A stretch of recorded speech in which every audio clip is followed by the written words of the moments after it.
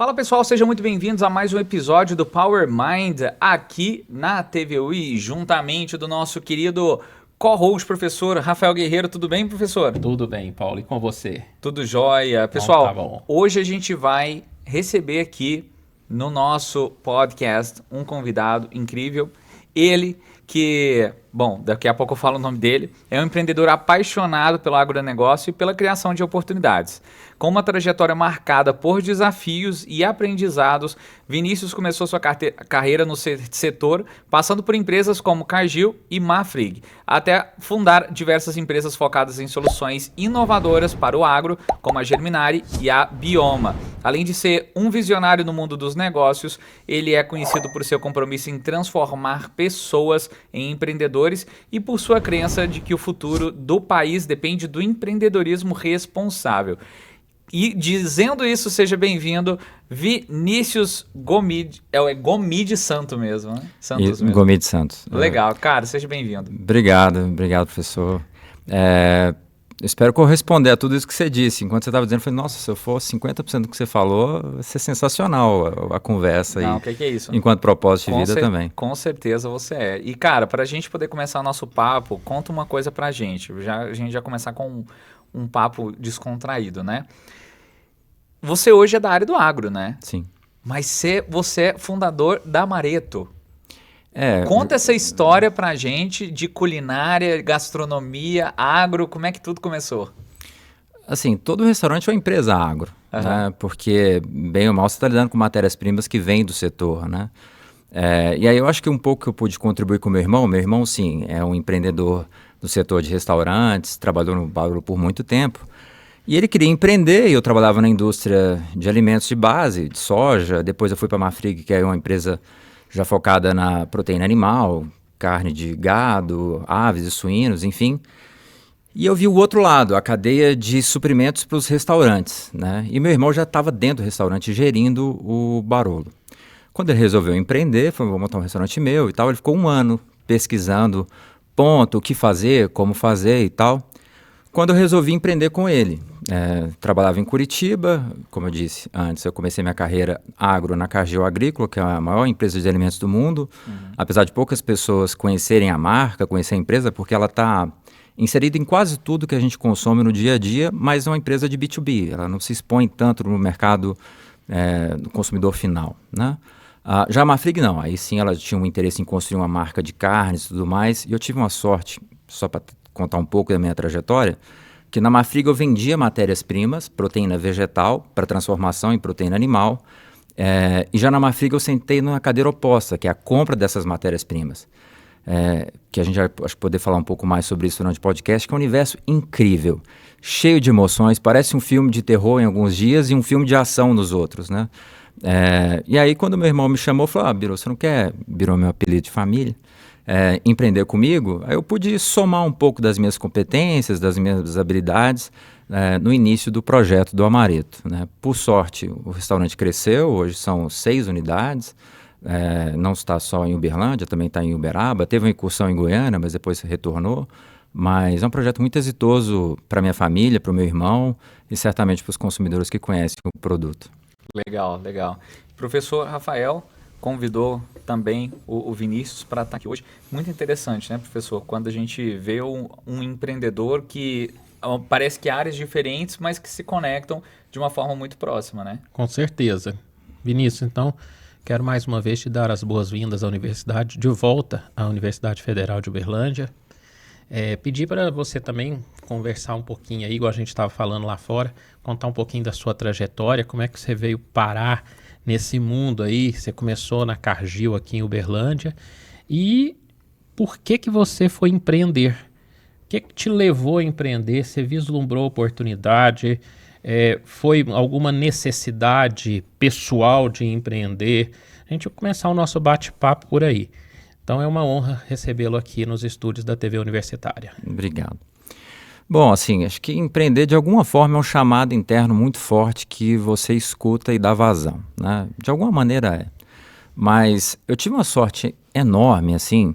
Eu estudei física aqui na UF por um período e eu dava aula. Depois eu falei, bom, acho que dar aula não é muito o que eu quero da minha vida, porque No fim do dia eu ia repetir a mesma coisa todos os anos, ensinar as pessoas a resolver exercícios e não a pensar a física em si.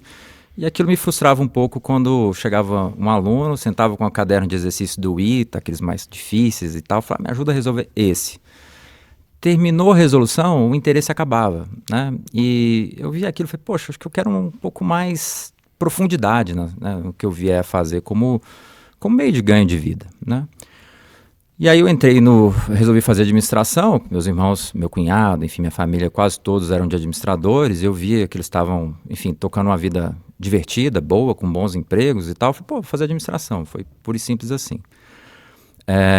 E aí eu já comecei minha carreira estudando administração, entrando para ser consultor de uma clínica veterinária, que chama Polivet.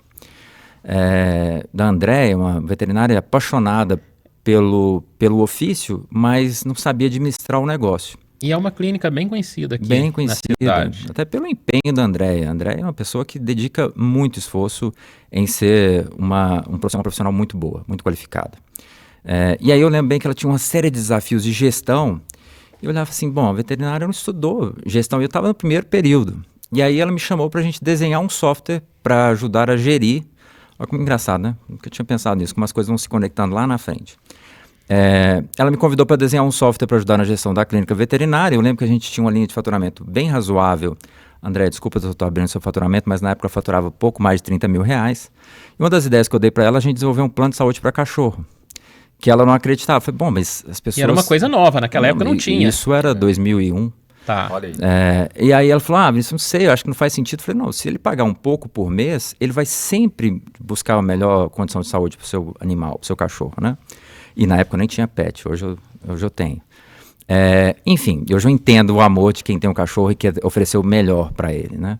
Mas aí a gente convidou uma pessoa que era engenheiro de formação, do setor de construção civil, mas sabia programar. E ele estava desenvolvendo uma linguagem bem rudimentar, assim, um sistema que era da Microsoft, inclusive. E ele pegou lá e sentei do lado dele, entendi as dores da clínica e a gente desenhou um software para gestão da Polivet. Beleza. Terminamos, entregamos o projeto, a Andréia me pagou, foi sensacional, ficou uma amiga para a vida toda, enfim, uma pessoa que eu convivo até hoje. E daí eu fui trabalhar no CDL, cobrando cheques, e era um serviço que o CDL tinha, não sei como o mundo mudou, mas basicamente os comércios que não recebiam os cheques, vendiam esses cheques para a CDL, que exercitava a cobrança e tal. E aí eu fui cobrar cheque, mas eu cobrava do meu jeito. E eu tinha uma certa abertura, porque eu dividia em parcelas menores esses cheques, para receber nem que fosse um percentual do valor que estava aberto, mas a posse do cheque ainda ficava, o título ainda era da CDL. Sim. A gente só entregava para o inadimplente quando ele quitava 100% do contrato. Normalmente eles mandavam dividir em 3, eu dividia em 5, 6, em 10, e eu recebia muito. Tinha muita sorte de receber essas parcelas menores, colocava um juro super adequado e ainda, se ele deixasse de adimplir com o restante do acordo que nós fazíamos, o cheque ainda era um ativo da CDL. Aí um amigo meu, que estudava na Exanc, chegou da notícia de um estágio na Cargill, que não estava aberto na UFA. A gente saiu procurando os cartazezinhos, onde é que está essa tal vaga da Cargill? Naquela época era divulgada assim. Em cartaz. E tinha uma empresa que fazia o recrutamento que de fato não divulgou na Cargill, porque o gestor, que inclusive era ex-aluno da UFA, não abriu. Não falou, não quero só na Exanc. E ele estudava na Exanc e contou. Quando ele disse isso, eu fui lá nessa empresa, chama Gelri, acho que nem existe mais. Gelp, né? Acho que era isso. Algo assim. Sim, eu me lembro. E eu me inscrevi para o estágio, né? E aí, beleza, a menina me chamou para uma entrevista e perguntou se eu tinha carteira de motorista. Eu falei que eu tiraria logo em seguida, mas que ela falou que era uma condição mínima para entrar nesse estágio da Cargill. Eu convenci para ela que dificilmente a Cargill daria um carro para um estagiário. Ou seja, enquanto eu fosse estagiário, daria tempo para eu tirar minha carteira. Ela falou, em que estágio que você está da UFA? Eu falei, eu estou no segundo período. Eu falei, mas você não viu o cartaz? Né? Que estágio você está em administração, aliás? A vaga é para o sexto período. Eu falei, às vezes esse processo demora um pouco, enfim, já estou terminando o segundo, ou seja, daqui a pouco eu terminei o terceiro e o quarto ali em seguida. Ela riu e falou, não, deixa eu ver se eles aceitam seu currículo e eu vou dar sequência com você. Né? Beleza, acabou que eu passei. Teve umas provas pela internet e tal, foi sensacional. Eu tinha uma sorte danada de passar. Porque realmente aquela vaga não era direcionada para mim. Não era para o meu perfil, para o meu período, para nada. Não tinha nenhuma competência para aquilo. Essa vaga era para você, né? Por outros meios. E eu lembro quando me avisaram que eu passei, meu primeiro dia de trabalho eu vi aquele tanto de milho no chão. Tinha muito grão no chão. Falei, bom, vou pegar um aqui, porque esse milho vai mudar a minha vida. Peguei um grão que estava no chão, tinha muito. E depois eu fui entender que aquilo é resíduo, enfim. Nunca voltaria para o processo. Guardei no bolso e falei, eu vou carregar esse milho comigo a vida inteira. Até que eu entendi que milho é commodity, tanto faz o que eu estava lá no bolso ou qualquer outro, representava a mesma coisa. Mas eu tive uma percepção que aquilo era a minha oportunidade de vida, sabe? Sim. E eu estava terminando o segundo período de administração e eu entrei na área comercial. Ao entrar na área comercial, a Caju é uma empresa que te expõe muito. E aí é uma sugestão para quem estiver nos assistindo, procurem estágios em empresas como ela, né? Porque é uma empresa idônea, séria, cumpridora dos seus contratos, tem valores muito fortes que você, no começo da graduação, incorpora para si e leva para a vida, né? Tudo que eu sou, eu devo a Cargill. Tudo que eu aprendi, eu devo muito aos valores da Cargill. Trago comigo todos eles. E aí ela me expunha a uma série de empreendedores, né? Enquanto contexto, eu entrei em 2002, 2003, a avicultura havia sofrido uma transformação robusta na demanda interna e tudo mais a partir do Plano Real, de 94. Sim, com certeza. Então, ainda vi muitos empreendimentos que eram pequenos, que estavam em uma rota de crescimento muito forte, a olhos vistos. Eu cruzei com uma série de empreendedores. E o que eu mais aprendi na Cargill foi como pensam os nossos clientes empreendedores que estavam empreendendo na cadeia de produção de ovos, de carne de frango, de carne suína, de leite. Eu convivi com todos eles, todos esses grandes avicultores, suinicultores, produtores de ovos e tal. Eu convivi com todos, conheci quase todos, né? E me chamava muita atenção, eu sempre perguntava isso nas minhas visitas, que eu visitava junto com o meu chefe, claro, como que ele começou? Como ele enxergava, né? O início do negócio, como que foi a experiência dele de iniciar? Isso ficava em mim, né? Até que, enfim, depois de receber um convite para ir para a Marfrig, sentar na cadeira oposta, como eu disse, e abrir meu primeiro empreendimento com meu irmão, com o Cris, no Amaretto, eu olhei e falei assim, bom, é aqui, né? Porém, como todo empreendedor, o início é sempre difícil. Eu lembro, isso foi em 2009, em 2008 eu vi a quebra da Fannie Mae, da Fannie Mac, dos títulos de alto risco, né? Sim. No mercado americano, e o mundo estava de cabeça para baixo, né? E uma medida anticíclica que o governo lançou foi, não sei se você se lembra, o Lula falava para todo mundo, compra sua geladeira, empreendedor, monte o seu negócio, aqui vai ser uma marolinha, né? Exatamente. E eles lançaram uma linha que chama Progé. Essa linha era uma linha que dava um acesso, eu lembro, a R$100 mil, que tinha uma carência, se não me engano, de 2 anos, uma taxa de juros super convidativa, que você poderia dar os ativos comprados com esse recurso como garantia. Então, no nosso caso, fogão, geladeira, panela, né? Que são os utensílios de um restaurante. Porém, a obra, não, eles não financiavam a obra do seu empreendimento. E a gente estava construindo a Amaretto do zero. Era um imóvel, era uma casa residencial. E como toda obra, ficou o dobro do preço, no dobro do tempo, né? E aí, eu e meu irmão, a gente não tinha poupança para isso. Eu tive que voltar a trabalhar na indústria. E ele seguiu tocando o empreendimento, tocando o Amaretto, que inclusive é dele, só dele hoje, e toca sozinho, porque ele tinha mais know-how e eu não. E aí eu voltei para uma empresa de investimentos, chama 20 Partners, que havia comprado os ativos da Selecta, que em função de toda a volatilidade que houve no mercado em 2008, quebrou, em função de uma exposição deles em derivativos, cambiais e financeiros e tal. E esse fundo de investimentos comprou os ativos de originação. Quando eu fui tocar essa empresa, eu era em Goiânia, e eu tinha o foco de voltar para Uberlândia. Eu lembro que eu pedi demissão de lá 3 vezes. Primeiro mês, no terceiro mês, e aí quando de fato eles me entregaram a demissão, mas eles me deram e foram muito bons comigo, muito mesmo, assim, sou muito grato a eles também eternamente, me deram 2 coisas quando eu pedi demissão pela última vez. Um contrato de representação, ou seja, me propuseram para que eu virasse PJ e pudesse empreender aquilo que eu fazia como CLT dentro da empresa, e me deram 25 minutos com um dos fundadores da 20, que é o Gilberto Sayão, que é uma pessoa super reservada, difícil de encontrar informações sobre ele na internet, mas ele foi sócio do Pactual e tal, e era banqueiro. Certo. E é uma pessoa tão reservada que os funcionários da empresa nunca tinham visto ele. Nem eu vi por onde ele chegou. Eu sei que ele estava numa sala e falou, vai lá que tem uma pessoa te esperando, quer conversar com você. E era o Gilberto. Aí ele puxou papo e tal, e me perguntou, você tem 25 minutos comigo, pode falar o que você quiser. Também perguntei para ele, como? Como que você conseguiu ser banqueiro tão novo? Porque na época ele era um menino. Eu era mais menino ainda, mas ele era bem menino. Qual era a idade mais ou menos sua? Ele devia ter uns 38, parecia um surfista muito saudável, muito bem vivido, sabe? Eu olhei assim, não é possível, ele não tem o estereótipo de um banqueiro, né? Certo. E ele me contou a trajetória dele, uma pessoa super solista, foi super amável comigo e aberto. Eu saí de lá com a convicção que tinha jeito de ter um banco.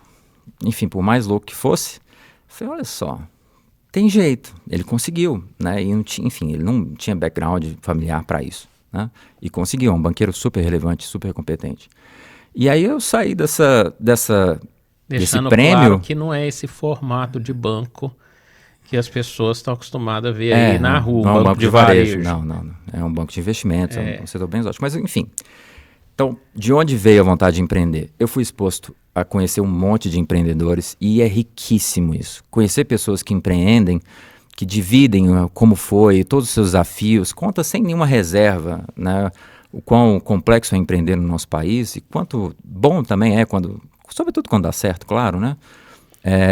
E, enfim, por fim eu saí de lá, beleza, tenho um contrato de representação, conheci um banqueiro, conheço um monte de gente do setor, vamos trabalhar.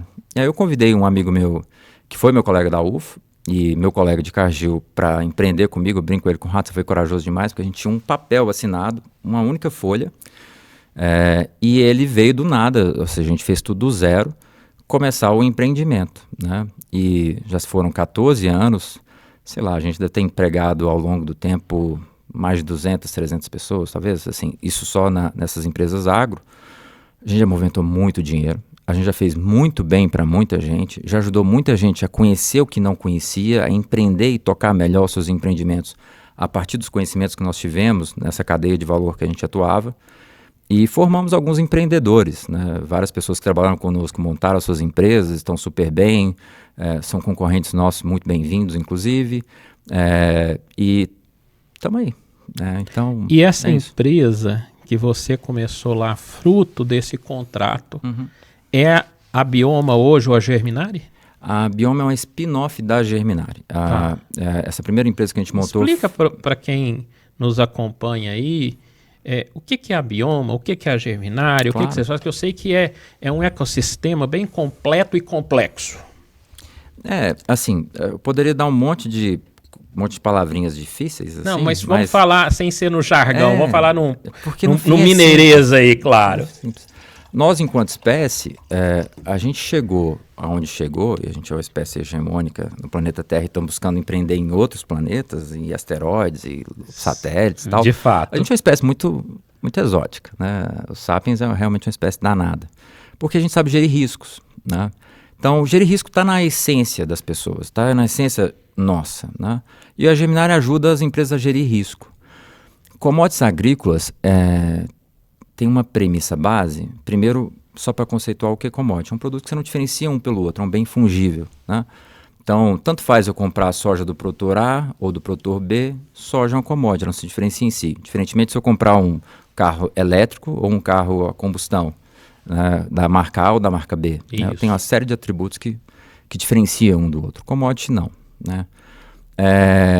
Então, se os produtos são iguais, no fundo, você tem que saber entender o organismo formador dos preços. E aí é um organismo que pode ser um pouco complexo, porque a soja brasileira compete igualmente com a soja americana, com a soja argentina, com a soja paraguaia.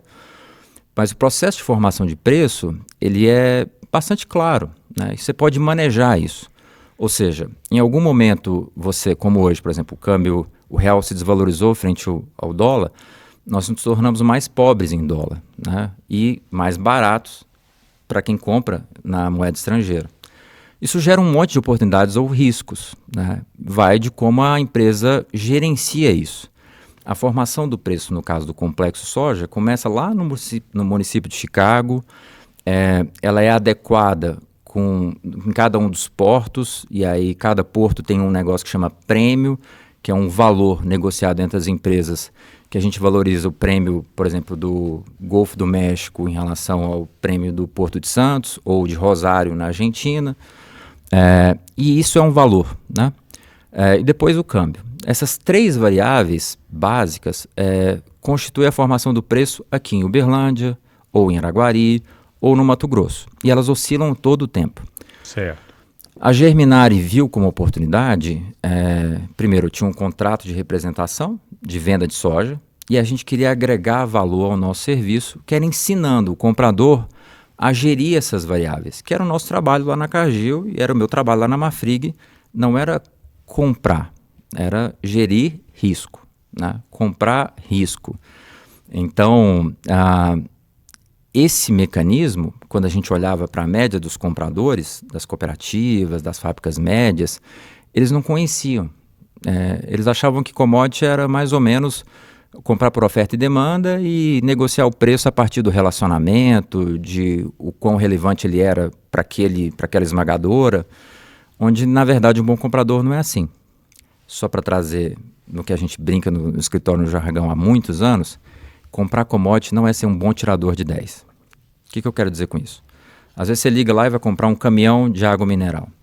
Aí o preço de um caminhão de água mineral, sei lá, custa R$10.000.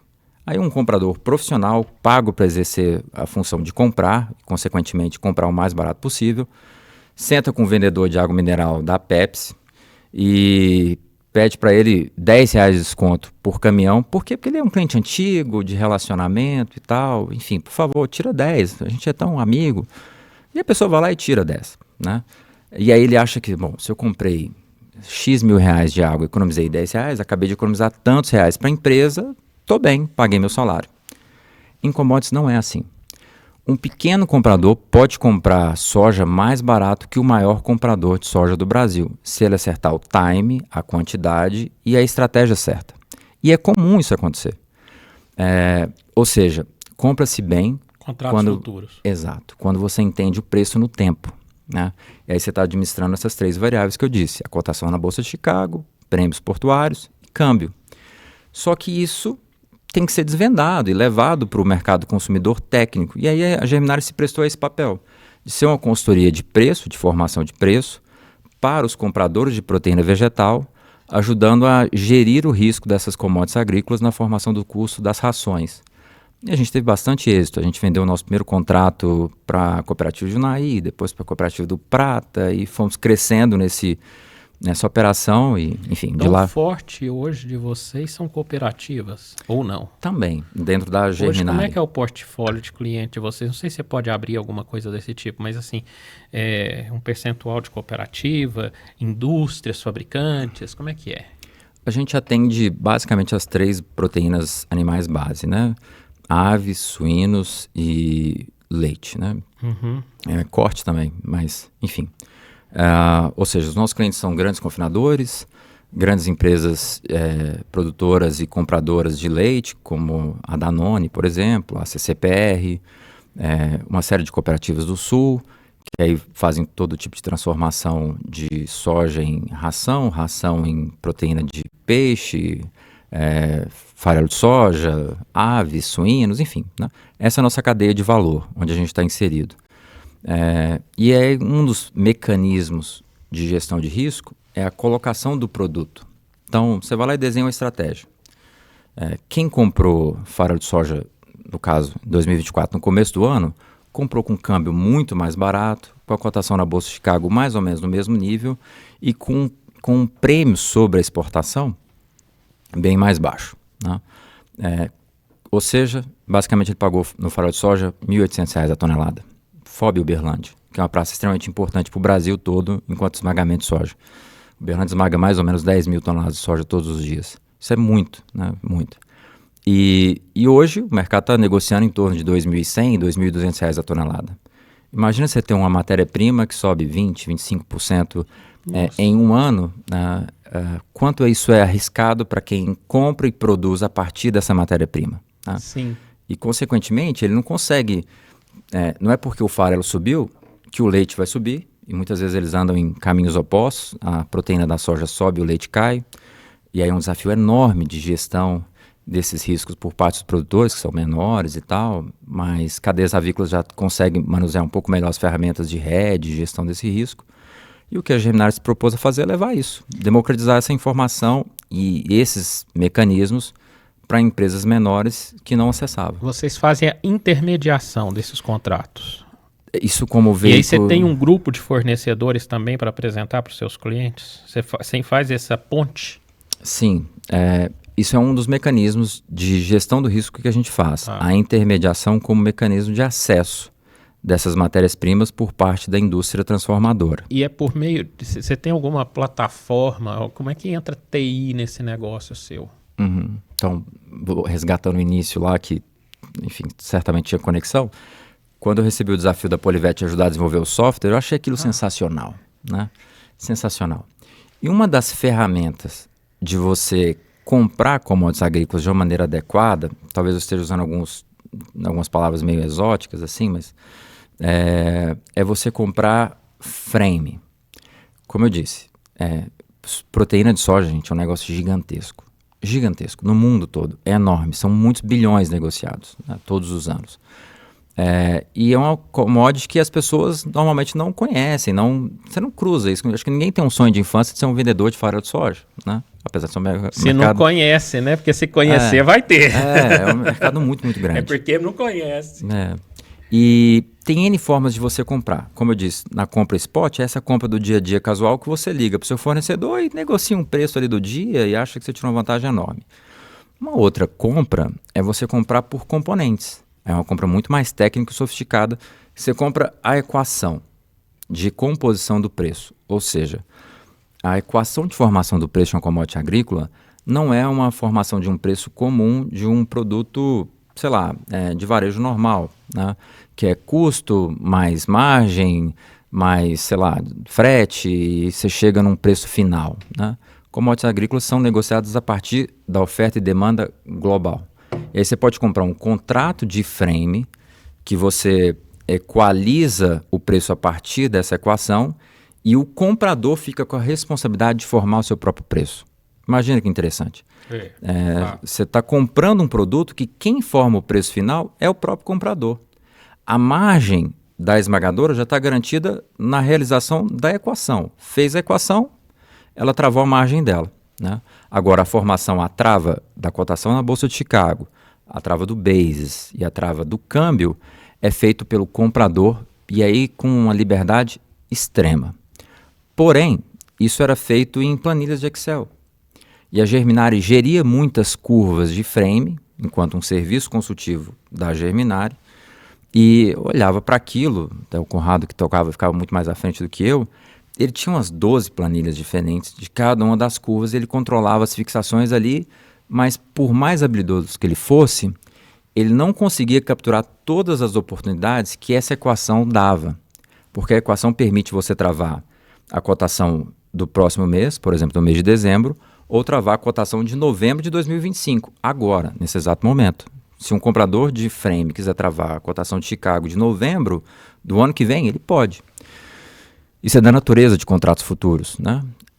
E aí eu te bati com a cabeça um dia e falei, poxa, eu vou fazer um software para gerir isso de uma maneira melhor. E aí a inovação foi tão sutil, professor, que basicamente a gente pegou a planilha de precificação e colocou dentro de um software os 12 meses do contrato em tempo real com a cotação da Bolsa de Chicago, dos prêmios e do câmbio, já formando os preços futuros para que o operador pudesse ver tanto a oportunidade de agora quanto do ano que vem, o que não era muito comum. E aí a gente criou um mecanismo de alerta para que ele pudesse falar assim, me avisa se a cotação de Chicago de setembro de 2025 bater em $300 por tonelada curta. Me avisa se o câmbio de setembro de 2025 for maior do que 6. E aí você dispara um monte de alertas para esse gestor e a partir disso ele pode fazer intervenções mais longas no contrato dele de precificação. Foi o nosso primeiro cliente, imagina. Assim, a gente fez esse software, era para consumo interno da Germinari, eu apresentei para os meus amigos da Cargill e a Cargill comprou. Falei, eu quero para mim, e quero que seja só meu. E aí a gente acabou vendendo esse software para Cargill, por exclusividade, inclusive terminei esse ano o nosso contrato, aí eu posso vender esse produto para o mercado, mas sem dúvida nenhuma ajudou muito a Germinar e os nossos clientes a manusear essa ferramenta de composição do preço de uma maneira muito mais eficiente. E aí foi um clique para a gente empreender, abrir a segunda linha de empreendimento, que foi a linha de tecnologia, que depois acabou se tornando a Bioma e outras coisas mais. Paulo, sabe o que me chamou a atenção? Enquanto ele estava falando, Vinícius, eu estava pensando aqui, como que tudo que a gente faz, e muitas vezes a gente não está sabendo por que nós estamos fazendo aquilo ali, tem um motivo, e lá na frente você conecta esses pontos, porque só foi possível, penso eu, você desenvolver um software com essa complexidade, essa equação, etc., por causa das habilidades que você desenvolveu na física. Acho que também ajudou muito. Juntou a questão do mercado, a sua experiência. Uma coisa só não ia dar. Você tem um raciocínio quantitativo que possibilitou esse tipo de coisa. Às vezes vai começar a trabalhar, falando para quem está no começo de carreira, né, que assiste muita gente, vai começar a trabalhar, eu vou para uma empresa pequenininha, etc. Eu sempre falo, pessoal, estágio, gente, devia ser de graça, porque você está ganhando para aprender a trabalhar. E a experiência, olha aí, da onde que veio a ideia do software? Lá da experiência que ele teve. Se lá atrás você fala assim, não vou para a clínica, etc., talvez não tivesse hoje com o produto que tem dentro da Cargill, né? Sem dúvida. Então, isso aí eu penso que é muito importante. Com certeza. A junção das experiências vai construindo novas soluções, né? Não só para sua vida, mas você também em construção dessas soluções para as outras pessoas, né? Sem dúvida. E eu sei que você quer falar com ele sobre inovação também. Sim. Né? Porque ele contou da Germinari e acabou virando a Bioma. E nós paramos aqui na Bioma, mas a gente vê que o processo dele é todo de inovação. Sim. Né? E aí? Sim. E a Bioma agora começa depois dessa sequência, né? Como que a Bioma ela surgiu? Foi a partir de uma tendência natural, uma sequência natural das coisas? Ou teve a ideia, a junção de você com outras pessoas para poder começar? Então, a Bioma começou do prêmio que eu ganhei, de passar 25 minutos com o Gilberto, né? Eu falei, é possível ter um banco. E no fundo eu sempre tive vontade de desenvolver um banco, né? Por mais estranho que fosse, sabe aqueles desejos? Eu falei, ter um banco deve ser legal. Não só pelo resultado, mas aquilo que pode fazer. Dinheiro é uma matéria-prima comum a qualquer projeto. Nesse projeto aqui tem recurso financeiro. Dentro da UFO tem muito recurso financeiro disponível para a formação das pessoas. Até a gente estava falando isso um pouco em off. Sim. Sei lá, talvez o governo gaste, ordem de grandeza que vocês comentaram, R$2.000 para o estudante, né? É investimento, é recurso, é dinheiro. E dinheiro é uma matéria-prima que você pode transformar em qualquer outra coisa, né? Então, ela permeia a produção de água, de podcasts ou, sei lá, de um telefone, né? Então, é uma forma de você estar inserido em cadeias de valores mais longas, né? De uma forma muito, muito íntima. O bolso das empresas é um ambiente mais íntimo que você pode estar. E quando você está tratando do custo de aquisição de dinheiro, porque é uma mercadoria que você compra, que você aluga, Com certeza. que você guarda, que você tem um custo. É uma mercadoria como outra qualquer. Eu falo muito para os alunos, dinheiro é uma mercadoria como outra qualquer. Que poucas pessoas sabem comprar. Pouquíssimas pessoas sabem comprar dinheiro no tempo e na estrutura adequada ao seu fluxo de caixa. Mas só para voltar um pouco no ponto que vocês falaram sobre inovação e o papel da universidade, eu me sinto no dever de dizer isso, o curso de administração é um ótimo curso. É muito amplo e abre possibilidades assim, de você aprender muitas coisas. Mas eu senti um pouco falta de matemática. O pensamento lógico, estruturado, é extremamente importante para você se compor enquanto profissional que é capaz de entender os desafios de qualquer organização. Um pouco de lógica é muito bom. Então, não só talvez da matemática como um todo, mas disciplinas lógicas ali para ajudar a desenvolver o raciocínio de um bom administrador, acho que faz bem. Isso no curso de física é lógica com criatividade. A física é uma disciplina incrível, porque te leva a ser criativo dentro de um pensamento muito lógico, né? E a Bioma veio, para já responder a sua pergunta, porque através do sucesso da Germinária. A gente vendia mais ou menos R$ 1 bilhão em commodities agrícolas, de novo, como ferramenta de gestão de risco. E a gente tomava posições, né? E a Germinária faz isso até hoje. O que eu quero dizer? A gente via, e eu falei que comprar commodities é diferente de você comprar uma mercadoria normal, porque a compra adequada é quando você acerta o tempo e a quantidade de carrego que você vai fazer daquela posição que você comprou. E a gente tomava posição de compra de farelo de soja em março, abril, maio, junho para os nossos clientes para o ano todo. Já aconteceu da gente comprar farelo de soja a R$630 e o farelo custar ao longo do ano R$1.200. Imagina, 100% de resultado em cima de uma matéria-prima. Isso dava para o nosso cliente, entrega isso a ele até hoje, uma vantagem competitiva sobre os demais incrível. E a gente viu um monte de clientes nossos crescendo executando essas estratégias, né? Mas no fundo, se você volta e vai financiarizar esse pensamento, é um fundo de investimentos em commodities, que dá um retorno maior do que um monte de coisas, né?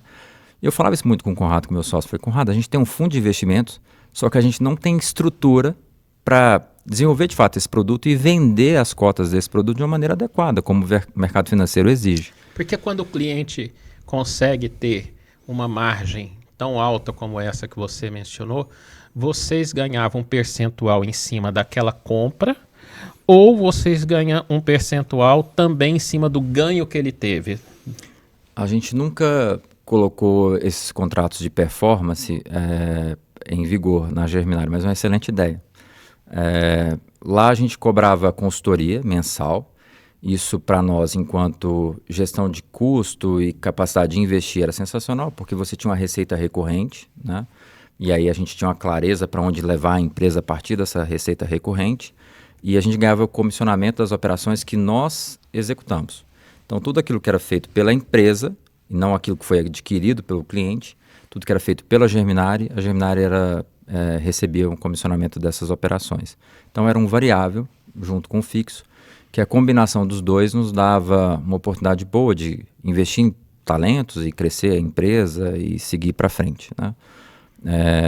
Mas basicamente isso. Mas a partir dessas vendas que nós fazíamos, né, a gente estava vendendo R$1 bilhão por ano, falei, cara, se a gente financiar essa venda, se nós formos o agente de financiamento dessas operações, a gente já tem uma carteira de crédito extremamente relevante.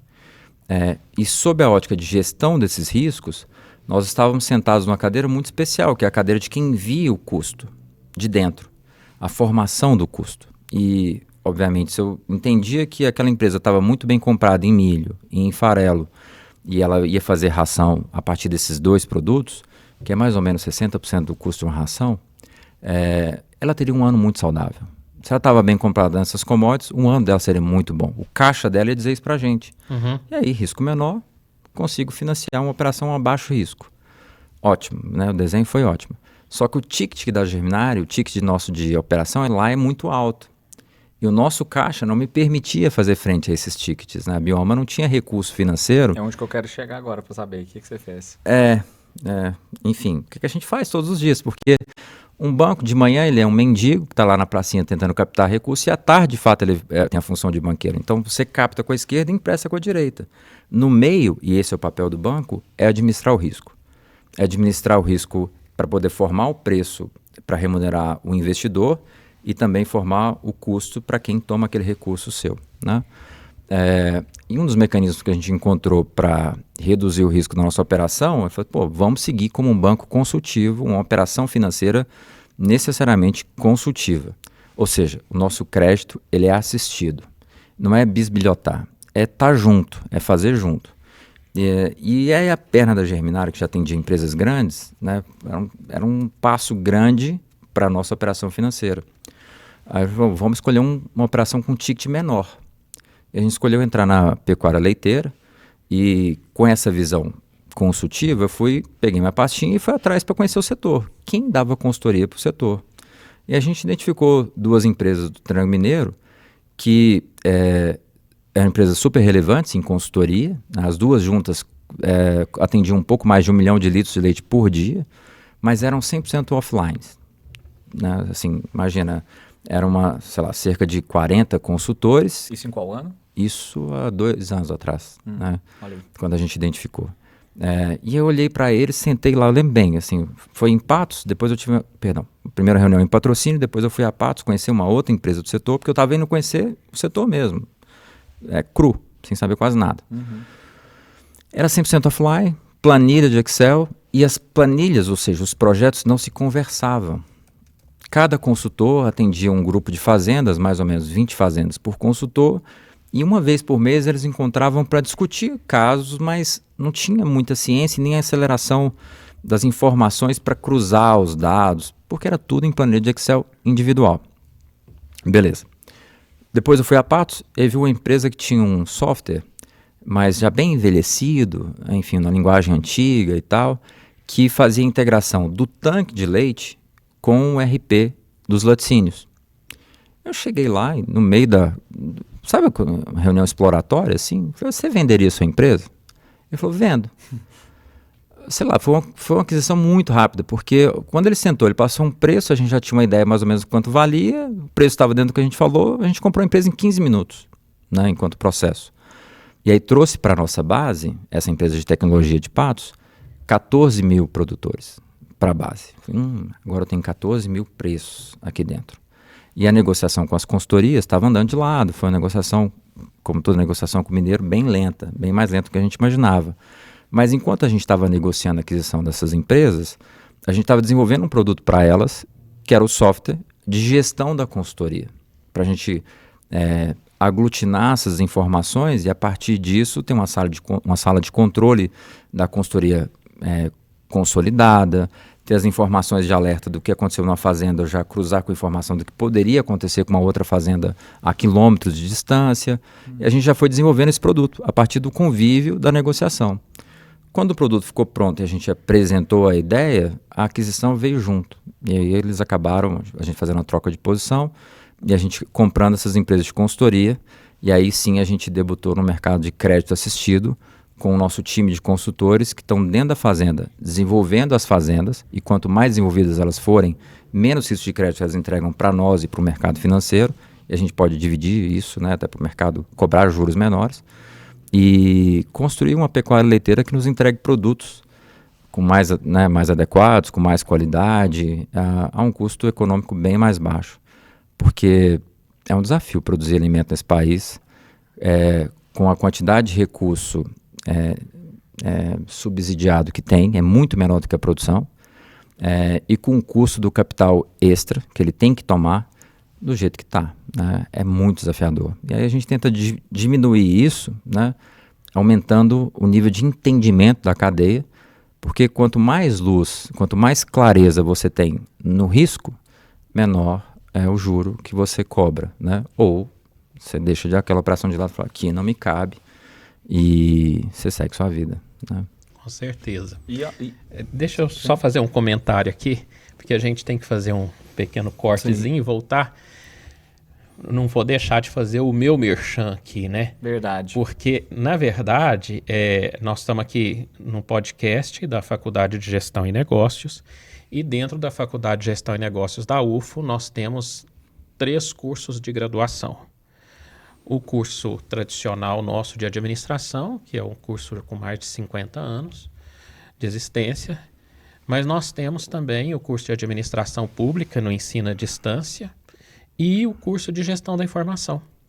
E quando você falava a respeito vamos dizer assim, da ausência de um estudo mais aprofundado na estrutura curricular do curso de administração, em relação a métodos quantitativos, por exemplo, né? A tecnologia, é exatamente isso que o curso de gestão da informação se propõe. Tá? Então é um curso onde os estudantes eles têm um conhecimento aprofundado em estatística, eles têm um desenvolvimento de tecnologia, de conteúdos em tecnologia também bastante completo. É o único do Brasil que combina gestão da informação, ciência de dados, com gestão de negócios. Inclusive, Vinícius, Que legal. Nós estávamos decidindo essa semana a respeito do tema do nosso evento que chama EGEM, Encontro de Gestão e Negócios, que é o principal evento da área de negócios nosso, que já está há 10 anos aí no mercado. E o ano que vem, vou te contar aqui em primeira mão, nem a minha diretora ainda está sabendo, né? O nosso tema vai ser gestão da informação, a nova era da administração com tecnologias digitais. Ou seja, vem muito ao encontro do que você está falando. Legal. Então, eu estou comentando isso porque nós vamos fazer um intervalinho aqui rápido e mostrar um pouquinho do que é o curso de gestão da informação da UFO. Né? Roda aí.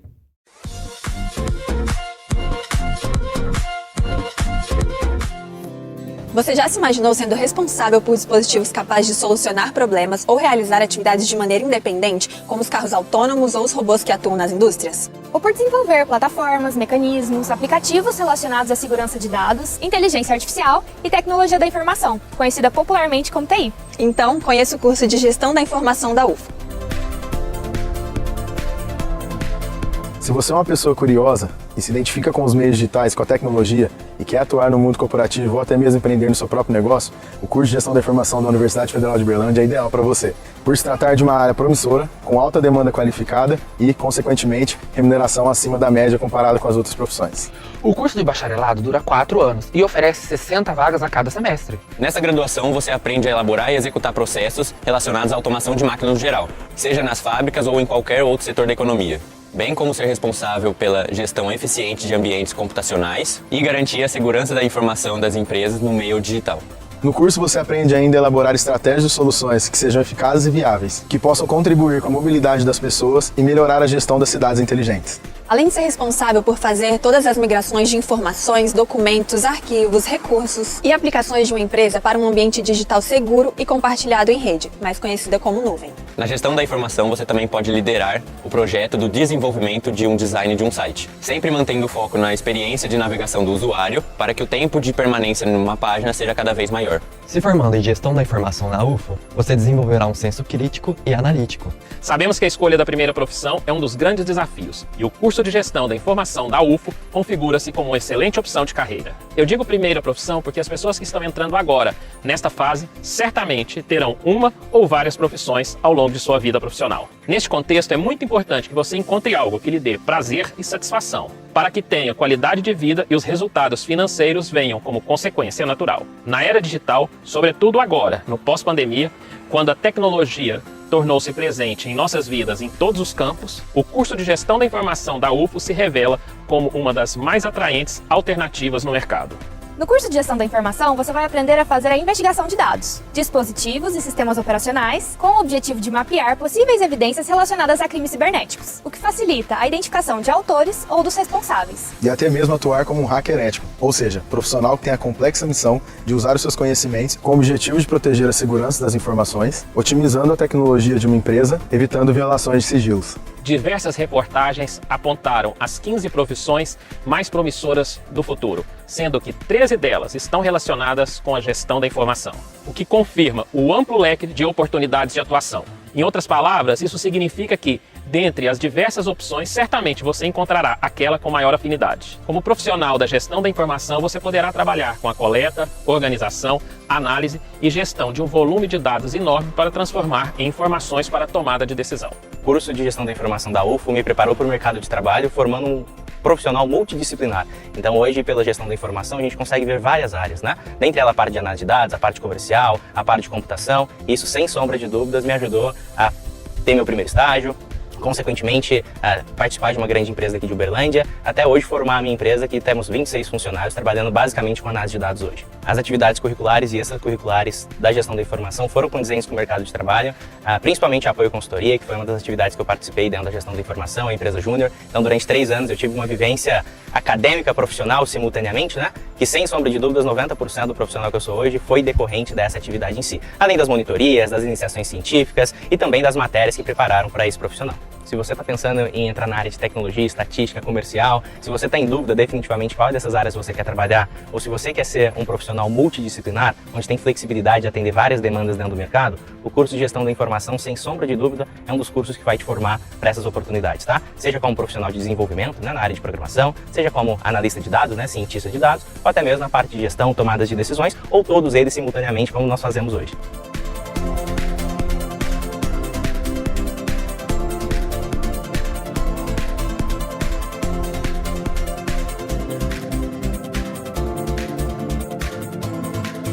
Segundo os dados do MEC, atualmente no Brasil existem 5 instituições de ensino superior que oferecem o curso de Gestão da Informação. E o único que tem a nota máxima e a característica de combinar a gestão de negócios com a tecnologia da informação é o da UFO. Então já sabe o que fazer, né? Vem pra Gestão da Informação! Vem pra UFO!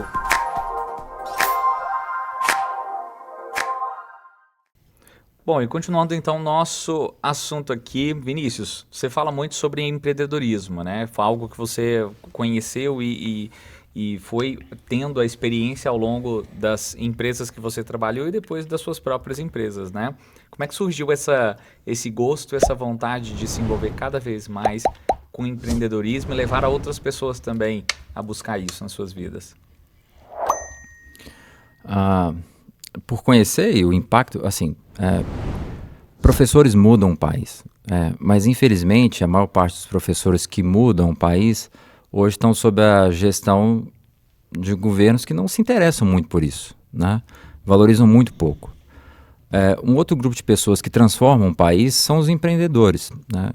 Imagina se você tirar alguns empreendedores, Ford, o mais recente, o Steve Jobs, por exemplo, o Bill Gates dos Estados Unidos, tira eles e coloca eles na Alemanha. O PIB alemão seria muito maior. Se eles pudessem exercer as mesmas coisas que eles fizeram nos Estados Unidos, o PIB alemão seria muito maior. Então, eu acredito muito na missão do empreendedor de prosperar. E prosperar não é só para si, é para os outros, porque pagar imposto é muito bom, eu falo isso todos os dias, assim. Isso é uma coisa boa, você pagar o imposto, fazer as coisas certas, para que no final você possa também exigir com o direito adquirido. Falar, olha, eu faço a minha parte, eu espero que o Estado faça a parte dele, né? Então, acho que o gosto é um pouco orgânico em si de ver a evolução natural das coisas, das pessoas. Eu não conheço um mecanismo mais interessante para você mudar de vida, e eu sou prova viva disso, do que o empreendedorismo, né? Assim, de onde as oportunidades que eu tive ao entrar na UFO, as oportunidades que eu tenho hoje, assim, a distância é gigantesca. Então, primeiro, um empreendedor me mostrou esse caminho, foi a família fundadora da Cargill. A Cargill é uma empresa familiar, é a maior empresa familiar do mundo, ou seja, é um grupo de empreendedores que fazem isso até hoje, empreendem no mundo todo, e num tempo onde era tudo mais difícil. E olha, imagina a coragem deles há 60 anos, 70 anos atrás, vindo do Brasil, um país, enfim, que não fala nem o mesmo idioma e coloca dinheiro aqui e tal, e o quanto esse projeto cresceu em 80, 70 anos de Brasil e em vários outros países. Então, eu sempre fiz com muita admiração, uma admiração genuína. E, sei lá, acho que passa também um pouco do gosto da inovação, porque mesmo sendo funcionário dessas empresas que eu trabalhei, eu sempre procurei fazer um pouco diferente do que era feito. Às vezes eu empetelhava muito meus chefes, tal, dava muito trabalho para eles, que eu queria mudar, enfim, fazer algumas coisas diferentes, mas eu vejo isso com naturalidade, assim, sabe? Por exemplo, quando eu estava na Cargill, eu lembro bem que ocorreu um acidente com um caminhão de um cliente nosso, uma empresa de ovos lá do Nordeste. O caminhão basculou antes da hora, bateu numa passarela onde passavam pessoas, e aí a empresa me ligou e falou: Vinícius, seu cliente lá ocasionou um acidente, eles vão ter que arrumar.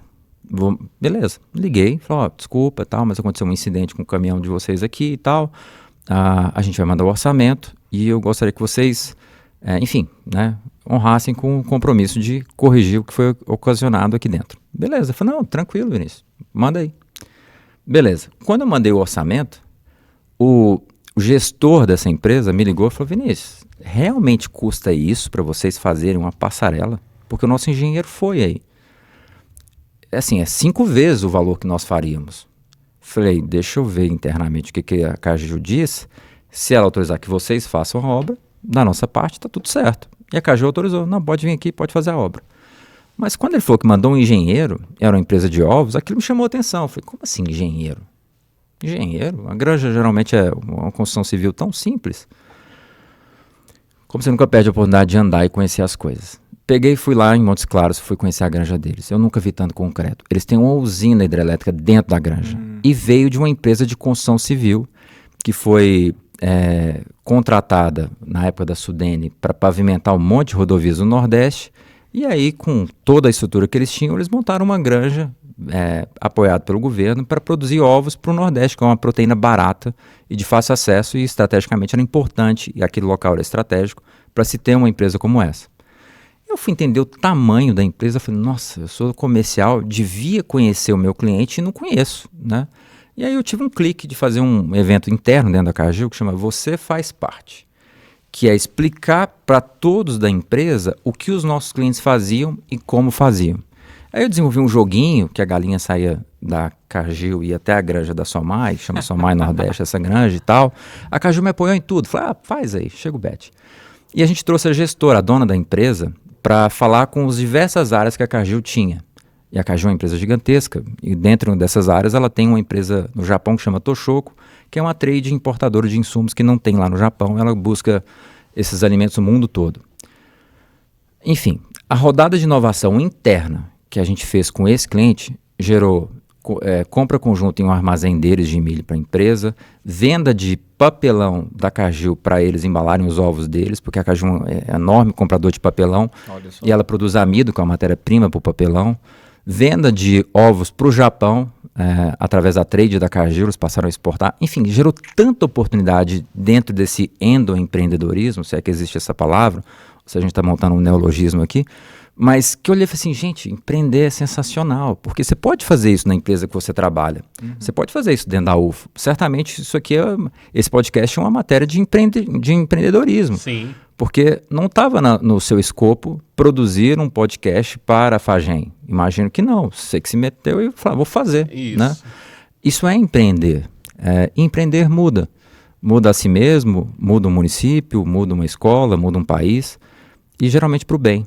Né? Então, é isso que eu pretendo fazer da vida mesmo. Legal. E para a gente poder finalizar, gostaria de saber um pouco mais de seus planos, né, para o futuro agora, o que você vislumbra, quais são os próximos passos das duas empresas e mesmo da sua vida e carreira profissional.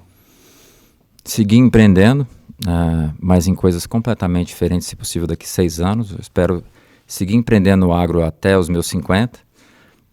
Então, daqui a 6 anos, eu acho que se tudo correr bem, eu posso pensar numa carreira um pouco diferente, eu ter tempo para desenvolver coisas diferentes, até para experimentar outros lados da vida, né? E que a gente possa colocar a Bioma e a Germinari para ser uma empresa que segue fazendo o que sempre fez, que é fazer a diferença para os seus clientes, fazer a diferença para quem trabalha na empresa, distribuindo participação da empresa para novos sócios, para que pessoas que entram lá como funcionários se tornem de fato empreendedoras conosco o mais rápido possível. Eu tive a sorte de fazer isso por algumas pessoas, dividir um pedaço da empresa com pessoas do bem, que empreendem conosco e aprender um lado muito mais difícil de tocar um negócio, e que a gente cresça, né? Cresça orientados para o bem. Isso é o que realmente eu espero. Professor? Faltou a pergunta clássica. Eu vou fazer agora. Do Momento Power. Momento Power. Ah, verdade, cara. Ele faz uma pergunta toda vez. É verdade. E qual foi o seu... É verdade. Qual foi o seu momento mais Power Mind da sua vida? Aquele momento que você tava com a energia lá em cima, tá falando assim, cara, não tô acreditando que eu tô vivendo isso. Um momento de êxtase, um momento de... Agora a chave virou. Fala um momento que tá marcado no seu coração, nem na sua memória, não é? Foi quando a gente fez o nosso primeiro curso. Para muito do que a gente vende, a gente tem que educar o cliente antes, né? Porque é um produto custoso de ser entendido. E aí a gente foi educar os nossos clientes levando eles para Chicago. O primeiro curso na vida que a gente fez dentro da Germinari foi pegar 20 clientes, levar para Chicago, passar uma semana com eles lá em Chicago, e aí tinha uma série de complexidades de fazer isso em outro país, cobrar em dólar, enfim, muito complexo. E quando terminou o evento, na sexta-feira, que foi uma sexta brilhante, foi sensacional, lá dentro da Bolsa de Chicago, os nossos clientes todos foram embora para o hotel, no outro dia eles iam pegar o voo deles para o Brasil, e estava tudo certo, ou seja, o nosso papel tinha terminado. Eu lembro que a gente estava no Rio, eu esqueci o nome do Rio agora, lá em Chicago, certamente Conrado lembraria. A gente olhou um pro outro, tinha dado certo, assim, a gente deu um abraço tão fraternal. Em frente à Trump Tower. Estava bem perto, aquele prédio redondo também e tal. Enfim, bem do lado, nosso hotel era do lado. Legal. E a gente deu um abraço assim, falou, cara, deu tudo certo. Deu tudo muito certo, né? Que foi para nós, imagina, a gente saiu daqui com os materiais, com a pastinha, com os cadernos na mala e foi educar pessoas lá, os nossos clientes lá fora, né? Isso incorre em uma série de responsabilidades que a gente estava ciente de todas elas. e dos riscos, né? Mas deu muito certo. Aquele Legal. dia foi um dia único, eu nunca vou esquecer. Minha futura cidade, Chicago, 2030. Coisa boa. Gostou da nossa conversa de hoje, professor? Baita Excelente. aprendizado, né? Sim, muito Aula. bom. Foi um prazer enorme te conhecer. Prazer é todo Uma mundo. satisfação muito grande ouvir a sua trajetória. Pena que o tempo é curto. A gente poderia aqui conversar pelo menos o triplo do tempo que conversamos. E aproveitar para agradecer também que está aqui atrás das câmeras o Hans, que está aqui conosco visitando a UFO como aluno. Ele é, na verdade, da Federal de Viçosa e está aqui cursando uma disciplina. Eu dei a sorte de ser a disciplina que eu ministro. Ó. Então, graças ao Hans, fez essa ponte aí, nos trazendo você aqui no Power Mind. Obrigado, viu? Obrigado. Parabéns aí pela trajetória. Eu trouxe 2 lembrancinhas, 2 cafés de clientes nossos para você. Na verdade, o certo é ser o contrário, que É você que é o verdade, convidado, é né? verdade. Pô, mas olha vamos que legal. fazer aqui o Olha aí. merchan da Bioma, ó. Bioma Investimentos. Cara, muito legal. Uma logo hein? muito Pô, bonita, de bom gosto. Verdade. Essa é a Costa Leste. A nossa logo, se você for olhar no mapa, ela é Sim. literalmente a Costa Leste da América, das Américas. Muito, Verdade. muito simbólico. É, Cara, que né? legal, hein? Transformar o agro Cerca na Velha, ciência. viva É um a cliente nosso. experiência. cliente da Bioma. Café especial 100% arábica, né? Muito legal. Tomara que muito gostem. legal. E que embalagem linda, né? Embalagem é o vendedor silencioso, né? Embalagem linda. Que frase boa.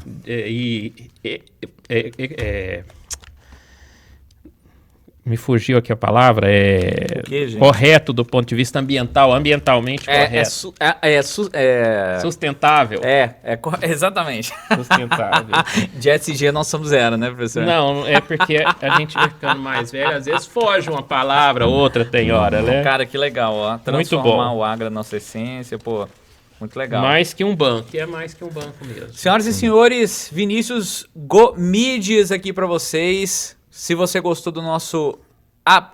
eu ia falar do nosso apresentador, do nosso co-host, professor Rafael Guerreiro, nessa mais uma performance dele. Tamo aí. Não deixe de curtir o nosso canal e este episódio. E, obviamente, se você gostou do nosso convidado de hoje, Vinícius Gomides, não deixe de mandar para todos os amigos, familiares, colegas que vão acompanhar esse episódio, vão aprender muito como você aprendeu. Beleza? Não deixe também de se inscrever no nosso canal, ativar o sininho e nós voltamos com a nossa próxima. Nossa, cara... E a gente, no nosso próximo convidado, é surpresa, mas vai ser bem legal, viu? Valeu demais pela presença, participação de todos vocês e até a próxima.